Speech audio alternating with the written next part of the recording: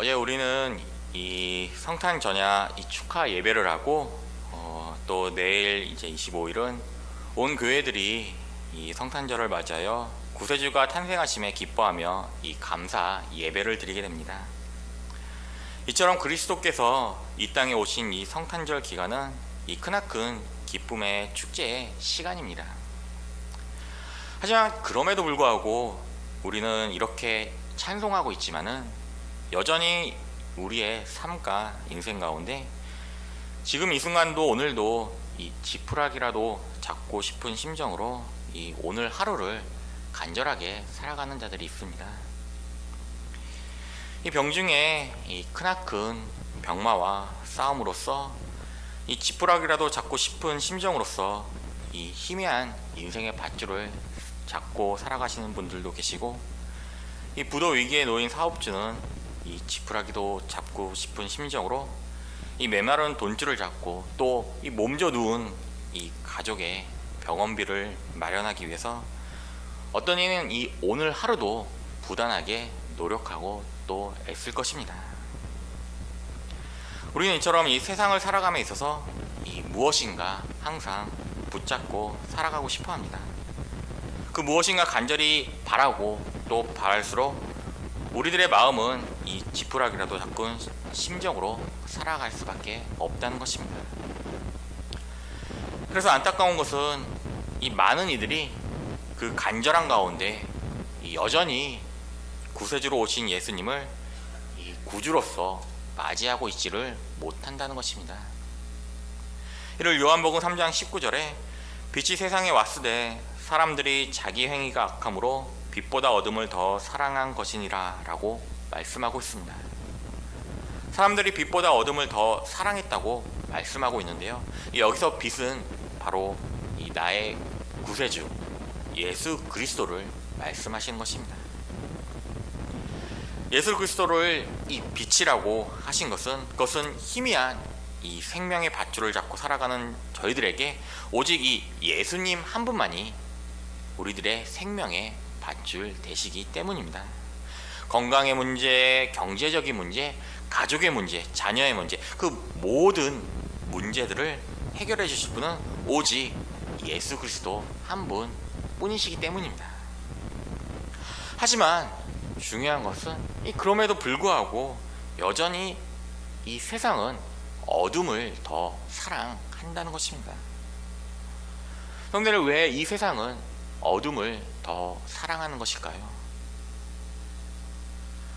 어둠을 더 사랑했다는 것은 그만큼 우리들의 영혼이 병들었다는 것이기도 합니다.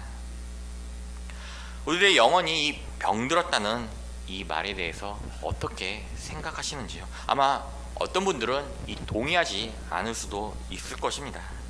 하지만 오늘 본문을 보면은 우리 영혼이 얼마나 병들었고 또 얼마나 희망이 없으며 왜 예수님만이 우리의 빛이 되시는지 말씀해주고 있습니다. 첫 번째, 이 병든 영혼은 성령의 역사를 의심하게 됩니다. 오늘 보시는 이 18절 말씀을 보시면은 예수 그리스도의 나심은 이러하니라. 그의 어머니 마리아가 요셉과 약혼하고 동거하기 전에 성령으로 잉태된 것이 나타났더니 라고 말씀하고 있습니다. 지금 아기 예수님은 이 성령으로 잉태되었음을 말씀하고 계십니다. 그러나 이 세상에 많은 사람들은 이 예수님의 동정녀 탄생하심을 의심하고 있습니다. 우리 인간의 영혼이 병들었다는 증거는 이렇게 하나님의 성령의 역사하심을 의심한다는 것입니다. 19절을 보시면은 그의 남편 요셉은 의로운 사람이라 그를 드러내지 아니하고 가만히 끊고자 하여. 이 당시 유대 풍습에 정혼은 매우 강한 결속력을 갖는 약속이었습니다. 이 약속의 파기는 가늠과 같은 지극히 제한적인 이유에 국한되어 있습니다. 그래서 정혼은 하였지만 바로 부부로 사는 것이 아니라 약 1년의 기간이 지난 후에 부부로 살 수 있었는데, 그런데 지금 이 요셉의 자신의 아내 될 여자가 같이 살지도 않았는데 애를 가졌다는 사실은 이 요셉의 매우 곤란한 상황 가운데 놓여지게 된 것입니다. 만약 이 당시 정혼한 여자가 간음으로 임신을 하게 된다면 이 율법의 사형에 해당하는 죄였습니다. 그러니 요셉은 이 사실을 드러내게 되면 이 돌에 맞아 죽게 되는 것이었습니다. 그래서 요셉은 이 둘만 이혼 증서를 주고 이 조용히 끝내게 된 것입니다. 즉, 이 성령의 역사하심을, 이 성령으로 잉태되는 그 하나님의 역사하심을 이 요셉은 의심한 것입니다. 성도 여러분, 아무리 의롭게 이 세상을 살아가는 자라 할지라도 이 영혼이 병든 자는 이처럼 이 성령의 역사하심을 의심하게 됩니다. 오늘 우리는 이 살면서 얼마나 예수님을 의심하면서 또 우리 인생 가운데, 삶 가운데 역사되고 있는 그 성령의 역사심을 의심하고 있지는 않은지요. 이 기도하지만은 이 내가 생각하는 방법의 기도 응답을 바라면서 이거는 내가 바랬던 기도 응답이 아닌데, 내가 생각하기에는 이것은 기도 응답이 아닐 텐데, 이거는 내가 바라는 상황이 아닌데 라고 하나님께서 만들어주신 그 상황과 또 인도하는 그 상황을 의심하고 있지는 않은지요. 우리 삶 가운데 성령의 역사하심을 보여주고 또 증거하고 있는데, 이 나의 생각으로서 또 나의 생각과 환경의 경험으로서 국한됨으로써 그것을 의심하고 있지는 않은지요. 분명 하나님 나라의 역사심과 또 성령님의 역사심은 우리의 생각과 경험과 또 그 모든 것을 초월하여 우리들에게 역사하시고 또 보여주고 계십니다. 이 아침에 오늘 우리를 위하여 이 땅에 오신 그 예수 그리스도의 나심과 그리고 우리 삶 가운데 보여주고 계시는 그 성령의 역사심과 하나님의 일들을 우리 가만히 살펴보면서 우리 믿고 나아가는 저와 성도님 되시기를 주님의 이름으로 소망하고 기도드립니다. 우리가 안고 있는 그 모든 문제들, 나의 문제, 또 자녀의 문제, 건강의 문제, 그 모든 문제의 답은 오직 예수 그리스도 한 분뿐이십니다. 우리가 원하는 그러한 기도의 응답과 상황과 환경과 길이 아니라 그 모든 답의 해답은 오직 예수 그리스도 한 분뿐이십니다. 이를 위하여 그리스도께서 이 땅에 오셨고 또 21절 말씀에 아들을 낳으리니 이름을 예수라라. 이는 그가 자기 백성을 그들의 죄에서 구원할 자라 하심이라 하니라.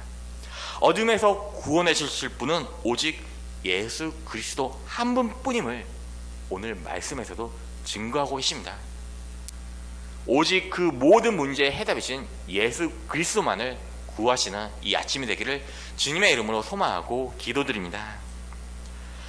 두 번째로, 그리스도께서 나심은 예수께서 구원자로서 철저히 하나님의 언약의 성취이심을 보여주고 계십니다. 22절 말씀을 보시면 이 모든 일이 된 것은 주께서 선지자로 하신 말씀을 이루려 하심이니라 라고 말씀하십니다. 지금 마태는 예수님의 탄생이 철저히 하나님의 구속 예언에 의해 이루어지고 있음을 다시 한번 확인시키면서 이사야 선지자의 예언하심을 지금 기록하고 있는 것입니다. 23절을 보면은 보라, 처녀가 잉태하여 아들을 낳을 것이요 그의 이름은 임마누엘이라 하리라 하셨으니 이를 번역한즉 하나님이 우리와 함께 하심이라 라고 말씀하고 있습니다. 하나님이 우리와 함께 계시다는 것입니다. 하나님이 우리와 함께 계시니 임마누엘이라.